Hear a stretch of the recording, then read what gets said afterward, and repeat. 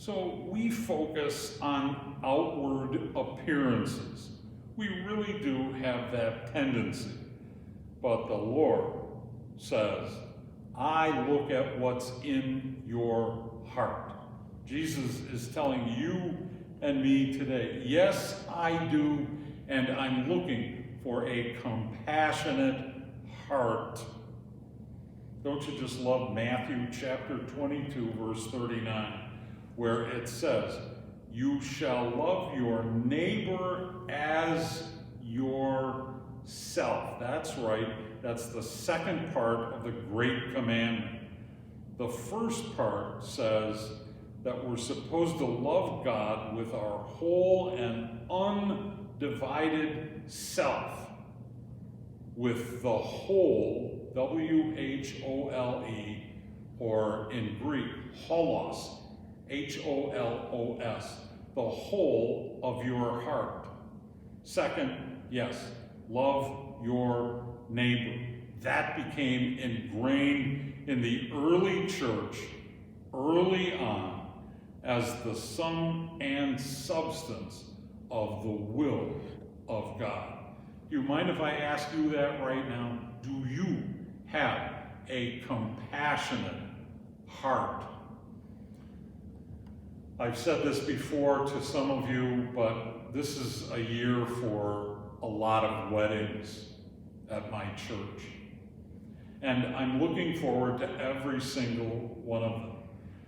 By coincidence, I have 2 weddings coming in July that are 2 weeks apart. And the bride in one of those weddings is Abby. She is the head girls gymnastics coach at the high school where I live. And the bride at the second wedding that month, her name is Kendall.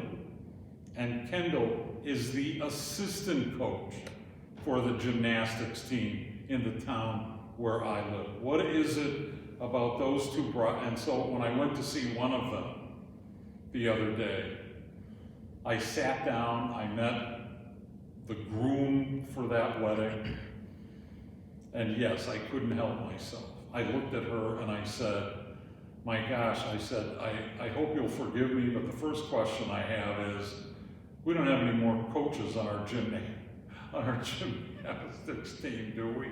And she said, no, we don't. But I love those 2 young ladies, those 2 young women, because they have such compassion for young people.